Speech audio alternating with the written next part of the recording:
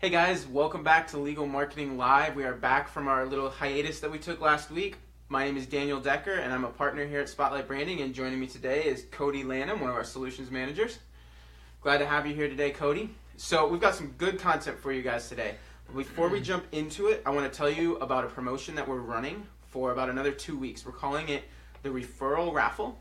And basically what we're asking you to do is, if you know a lawyer out there who could use our services, basically who needs to look like an expert on the internet, who needs to drive some more referrals, who needs to grow their law firm, we'd love for you to send them our way so that Cody here and Ryan can have a conversation with them and just kind of mutually determine whether we're the right fit for them or not. So if you're interested in doing that, if you know somebody that you could send our way, click on the link that we're going to drop here in the comments. And what's going to happen then is you're going to get entered into our raffle, and we're holding the prize drawing, I believe August 31st, or maybe we're doing it September 1st.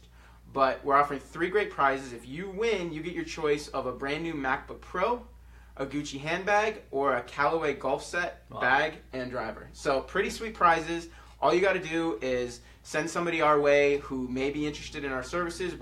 If they are just kind of in an information gathering mode, that's totally fine. This isn't going to be a hard sell. This is just a chance for us to have a conversation with them, hear about their needs, and talk about whether we may or may not be a good fit. So yeah, take us up on that. It's a lot of fun. We've got probably about 45 entries or so far, so your odds of winning are still pretty reasonable. So take us up on that.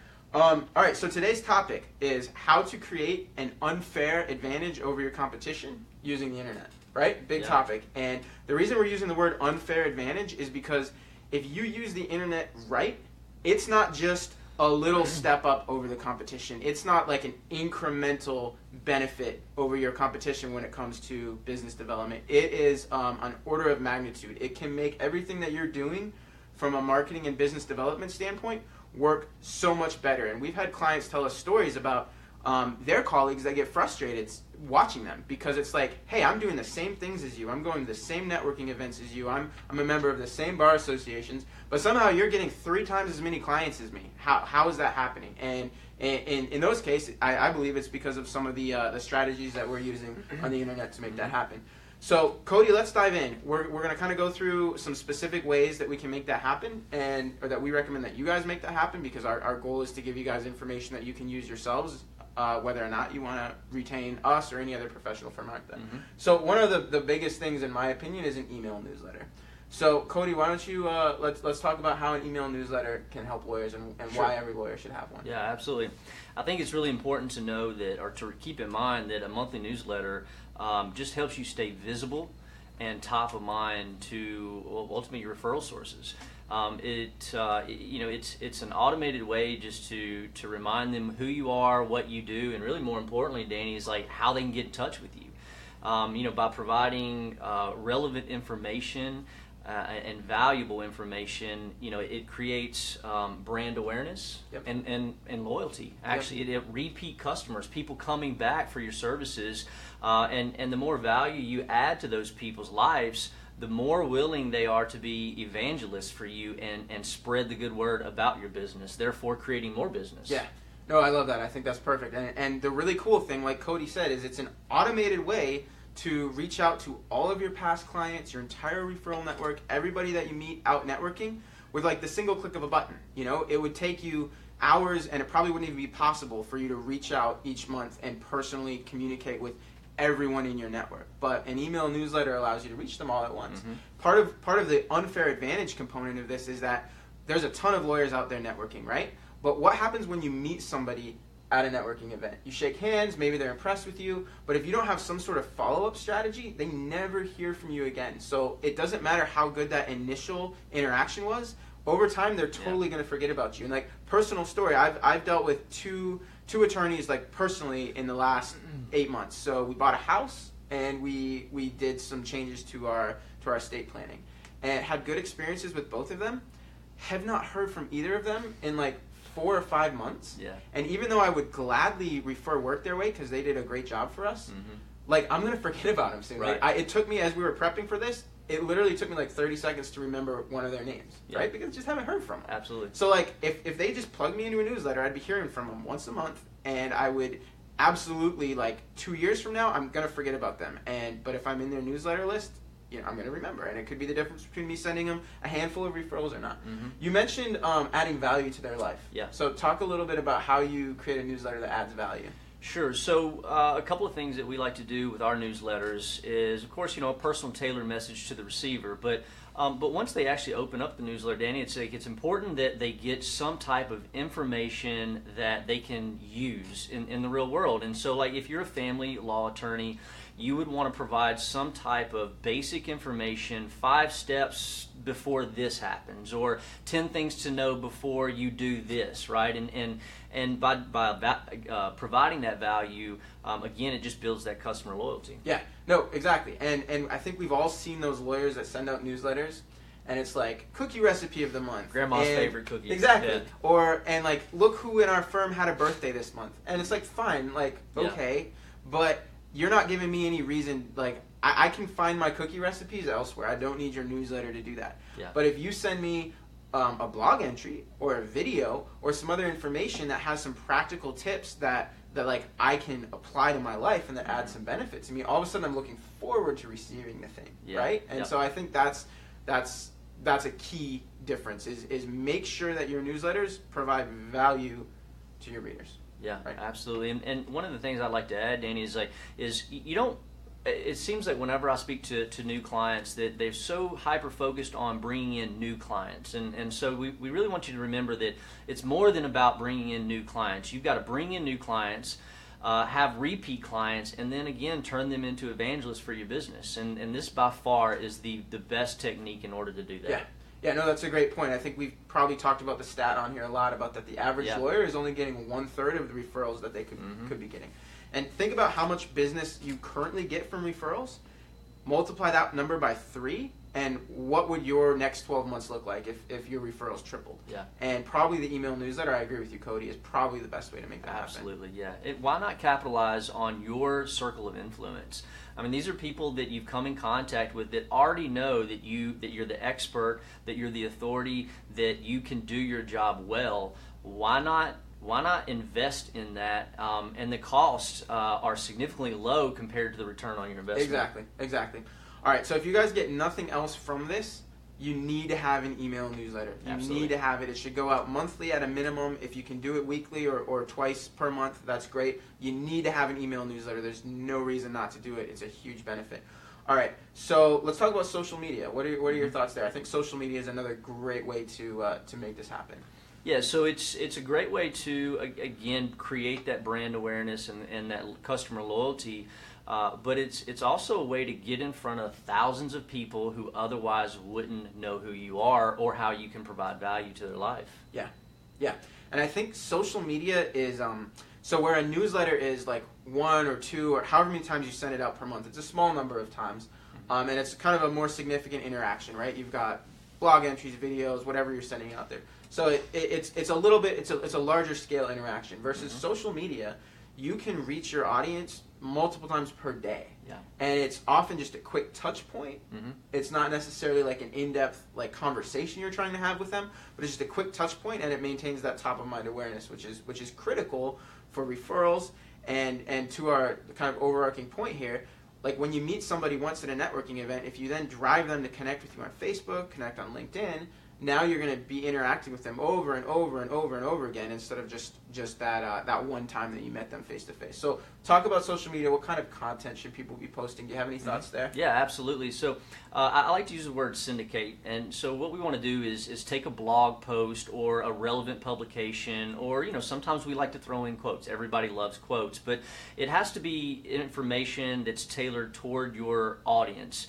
And so we want to syndicate your blog post, and we want to publish it. We want to put it out on Facebook, on Twitter, on places like LinkedIn and Google Plus as well. Yeah, and I think it's the same overarching principle as a newsletter, right? Which is that it's about value, and it's about giving people a reason to continue to pay attention. So, as Cody said, blog entries, videos, articles from CNN.com if they're relevant to your audience, and that is the key. It needs to be relevant. You shouldn't just be sharing any breaking news that happens. But if you're a tax attorney and the IRS announces a new policy or rolls out a new regulation, share that information and explain to people what that means for them and educate them and just give them a reason to continue to pay attention. And Danny, I think it's important for our audience to remember this isn't about just showing up in one place. This is about you multiplying yourself and showing up in as many places as possible. So obviously the newsletter and social media are great ways to do that. There are obviously other ways to do that, but again, it's just to remember that you want to show up in every place you can. Yeah, absolutely.